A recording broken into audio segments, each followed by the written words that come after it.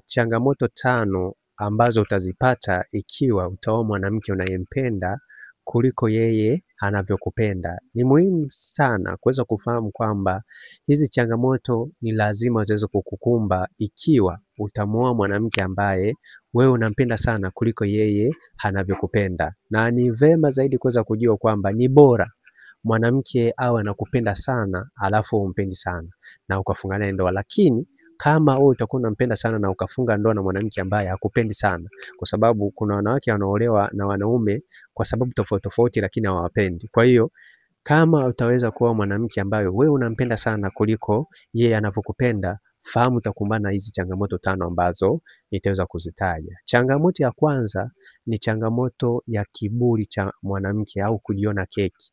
Ni muhimu sana kuweza kufahamu kwamba ikiwa utafunga ndoa na mwanamke ambaye hakupendi sana kama vile unavyompenda, fahamu kabisa kwamba changamoto hii ya mwanamke kujiona keki au kuwa na kiburi kwako itaweza kukusumbua kila wakati. Yaani utakuwa unamwambia jambo fulani mwanamke akujibu, anajisikia. Yaani hii pia ni mojawapo ya changamoto ambayo utakumbana nayo kama utamuoa mwanamke ambaye akupendi sana kama vile unavyompenda. Na pia changamoto ya pili ni changamoto ya kujiona kwamba yeye ni kidume ndani ya ndoa.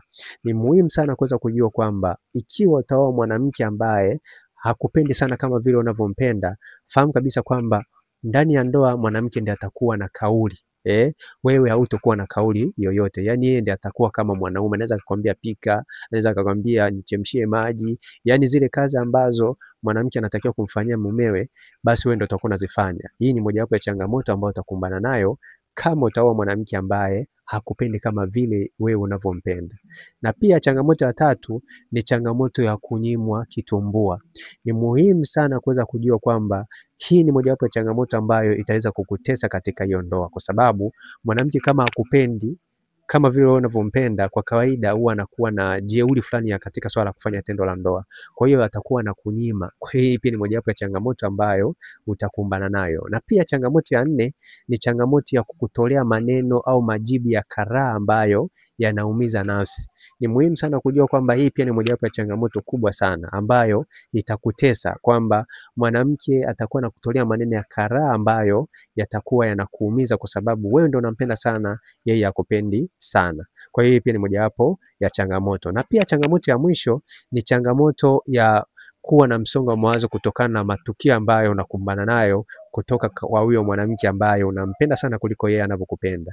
Kwa hiyo ni muhimu sana kuweza kujua kwamba hii pia ni mojawapo ya changamoto kubwa sana ambayo inafanya wanaume wengi kuwa na msongo wa mawazo, wale ambao wameoa wanawake ambao wanawapenda sana alafu wao wanawake hawapendi. Kwa hiyo ni mojawapo ya hii changamoto ambayo huwa inawakumba sana.